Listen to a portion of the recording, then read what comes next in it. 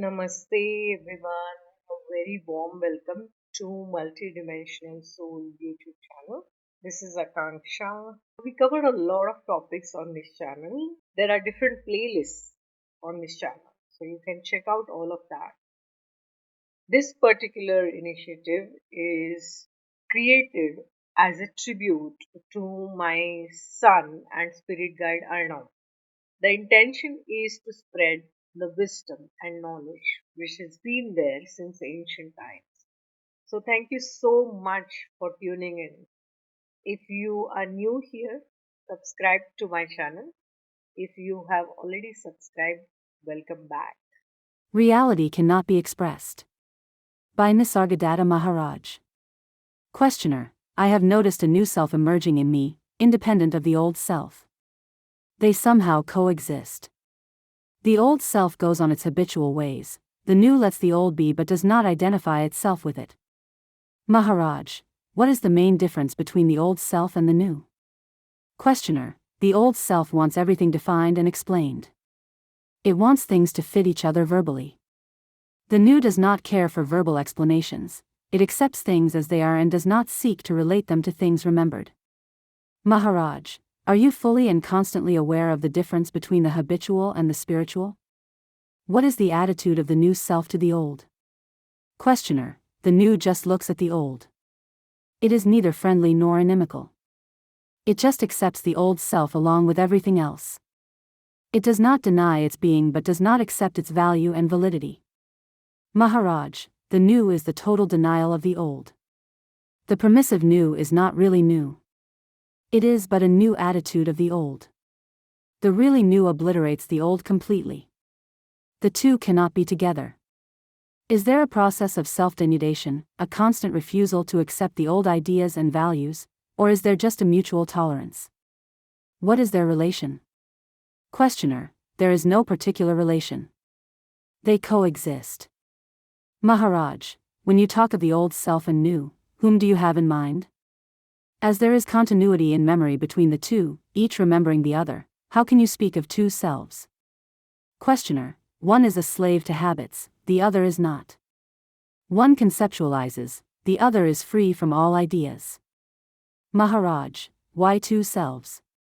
Between the bound and the free there can be no relationship. The very fact of coexistence proves their basic unity. There is but one self, it is always now. What you call the other self, old or new, is but a modality, another aspect of the one self. The self is single. You are that self and you have ideas of what you have been or will be. But an idea is not the self. Just now, as you are sitting in front of me, which self are you? The old or the new? Questioner, the two are in conflict. Maharaj, how can there be conflict between what is and what is not? Conflict is the characteristic of the old. When the new emerges, the old is no longer. You cannot speak of the new and the conflict in the same breath. Even the effort of striving for the new self is of the old. Wherever there is conflict, effort, struggle, striving, longing for a change, the new is not. To what extent are you free from the habitual tendency to create and perpetuate conflicts? Questioner, I cannot say that I am now a different man. But I did discover new things about myself, states so unlike what I knew before, that I feel justified in calling them new. Maharaj, the old self is your own self. The state which sprouts suddenly and without cause, carries no stain of self, you may call it God. What is seedless and rootless, what does not sprout and grow, flower and fruit, what comes into being suddenly and in full glory, mysteriously and marvelously, you may call that God. It is entirely unexpected yet inevitable, infinitely familiar yet most surprising, beyond all hope yet absolutely certain. Because it is without cause, it is without hindrance. It obeys one law only, the law of freedom. Anything that implies a continuity, a sequence, a passing from stage to stage cannot be the real. There is no progress in reality, it is final, perfect, unrelated. Questioner, how can I bring it about? Maharaj, you can do nothing to bring it about, but you can avoid creating obstacles. Watch your mind, how it comes into being, how it operates. As you watch your mind, you discover yourself as the watcher. When you stand motionless, only watching, you discover yourself as the light behind the watcher. The source of light is dark, unknown is the source of knowledge. That source alone is. Go back to that source and abide there. It is not in the sky nor in the all-pervading ether. God is all that is great and wonderful. I am nothing, have nothing, can do nothing. Yet all comes out of me, the source is me, the root, the origin is me. When reality explodes in you, you may call it experience of God. Or, rather, it is God experiencing you. God knows you when you know yourself. Reality is not the result of a process, it is an explosion. It is definitely beyond the mind, but all you can do is to know your mind well. Not that the mind will help you, but by knowing your mind you may avoid your mind disabling you. You have to be very alert, or else your mind will play false with you. It is like watching a thief, not that you expect anything from a thief, but you do not want to be robbed. In the same way you give a lot of attention to the mind without expecting anything from it. Or, take another example. We wake and we sleep. After a day's work sleep comes. Now, do I go to sleep or does inadvertence, characteristic of the sleeping state, come to me? In other words, we are awake because we are asleep. We do not wake up into a really waking state. In the waking state the world emerges due to ignorance and takes one into a waking dream state. Both sleep and waking are misnomers. We are only dreaming. True waking and true sleeping only the Nani knows. We dream that we are awake, we dream that we are asleep. The three states are only varieties of the dream state. Treating everything as a dream liberates. As long as you give reality to dreams, you are their slave. By imagining that you are born as so-and-so, you become a slave to the so-and-so. The essence of slavery is to imagine yourself to be a process, to have past and future, to have history. In fact, we have no history, we are not a process, we do not develop, nor decay, also see all as a dream and stay out of it. Questioner: what benefit do I derive from listening to you? Maharaj: I am calling you back to yourself. All I ask you is to look at yourself, towards yourself, into yourself. Questioner: to what purpose? Maharaj: you live, you feel, you think. By giving attention to your living, feeling and thinking, you free yourself from them and go beyond them. Your personality dissolves and only the witness remains. Then you go beyond the witness. Do not ask how it happens. Just search within yourself. Questioner: what makes the difference between the person and the witness? Maharaj: both are modes of consciousness. In one you desire and fear, in the other you are unaffected by pleasure and pain and are not ruffled by events. You let them come and go. Questioner: how does one get established in the higher state, the state of pure witnessing? Maharaj: consciousness does not shine by itself. It shines by a light beyond it. Having seen the dreamlike quality of consciousness, look for the light in which it appears, which gives it being. There is the content of consciousness as well as the awareness of it. Questioner: I know and I know that I know. Maharaj: quite so, provided the second knowledge is unconditional and timeless. Forget the known but remember that you are the knower. Don't be all the time immersed in your experiences. Remember that you are beyond the experiencer, ever unborn and deathless. In remembering it, the quality of pure knowledge will emerge, the light of unconditional awareness. Questioner: at what point does one experience reality? Maharaj: experience is of change, it comes and goes. Reality is not an event, it cannot be experienced. It is not perceivable in the same way as an event is perceivable. If you wait for an event to take place, for the coming of reality, you will wait forever, for reality neither comes nor goes. It is to be perceived, not expected. It is not to be prepared for and anticipated. But the very longing and search for reality is the movement, operation, action of reality. All you can do is to grasp the central point, that reality is not an event and does not happen, and whatever happens, whatever comes and goes, is not reality. See the event as event only, the transient as transient, experience as mere experience, and you have done all you can. Then you are vulnerable to reality, no longer armored against it, as you were when you gave reality to events and experiences. But as soon as there is some like or dislike, you have drawn a screen. Questioner, would you say that reality expresses itself in action rather than in knowledge? Or is it a feeling of sorts?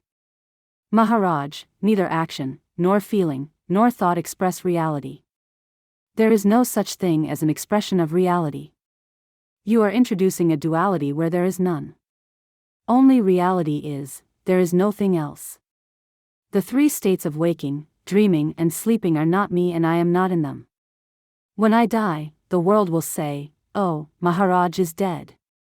But to me these are words without content, they have no meaning. When the worship is done before the image of the Guru, all takes place as if he wakes and bathes and eats and rests, and goes for a stroll and returns, blesses all and goes to sleep. All is attended to in minutest details, and yet there is a sense of unreality about it all.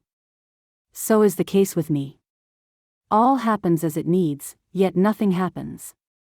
I do what seems to be necessary, but at the same time I know that nothing is necessary, that life itself is only a make-believe.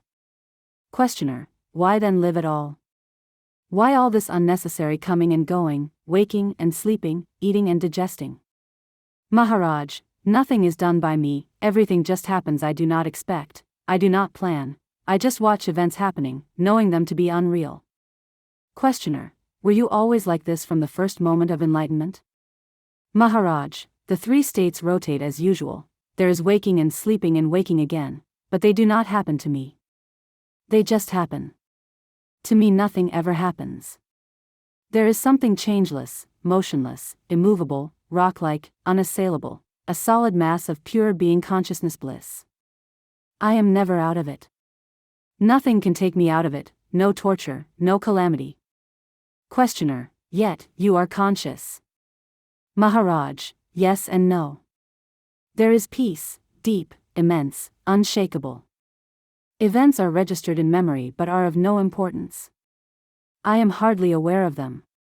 Questioner, if I understand you rightly, this state did not come by cultivation. Maharaj, there was no coming. It was so, always. There was discovery and it was sudden. Just as at birth you discover the world suddenly, as suddenly I discovered my real being. Questioner, was it clouded over and your sadhana dissolved the mist? When your true state became clear to you, did it remain clear, or did it get obscured again? Is your condition permanent or intermittent? Maharaj, absolutely steady. Whatever I may do, it stays like a rock, motionless. Once you have awakened into reality, you stay in it. A child does not return to the womb. It is a simple state, smaller than the smallest, bigger than the biggest. It is self-evident and yet beyond description. Questioner, is there a way to it? Maharaj, everything can become a way, provided you are interested. Just puzzling over my words and trying to grasp their full meaning is a sadhana quite sufficient for breaking down the wall. No thing troubles me. I offer no resistance to trouble, therefore it does not stay with me. On your side there is so much trouble. On mine there is no trouble at all. Come to my side. You are trouble-prone. I am immune. Anything may happen, what is needed is sincere interest. Earnestness does it. Questioner, can I do it? Maharaj, of course. You are quite capable of crossing over. Only be sincere. End of chapter. This profound knowledge and wisdom is by Nisargadatta Maharaj. This chapter, Reality Cannot Be Expressed, is chapter 42 from the book, I Am That, by Nisargadatta Maharaj. Nisargadatta Maharaj was an Indian guru of non-dualism, belonging to the Inchajari Sampradaya, a lineage of teachers from the Navnath Sampradaya. His teachings are based on Advaita Vedanta. This is a school of Hindu philosophy that emphasizes the non-dualistic philosophy of the ultimate unity of reality. It teaches that the ultimate reality, Brahman, is the only true existence, and everything else, including the individual self, Atman, is ultimately an illusion or a manifestation of Brahman. While rooted in Advaita Vedanta, Nisargadatta Maharaj often presented the teachings in a more direct and experiential way, emphasizing self-inquiry and direct realization rather than a systematic exposition of scriptures. His teachings often revolved around the idea of transcending the ego and realizing the true self, which is beyond the limitations of the mind and body. This is a series of audiobooks and insightful lectures brought to you by Akanksshaa, dedicated to exploring timeless wisdom and spiritual teachings. Each recording is generated with love, honoring my journey and my connection with higher guidance, especially in tribute to my son Arnav, who now guides me from beyond. May these words awaken the divine love within you, bring you peace and inspiration on your own path, and may divine light within shine bright. May whatever merit arises from these readings be for the benefit of all sentient beings. Namaste.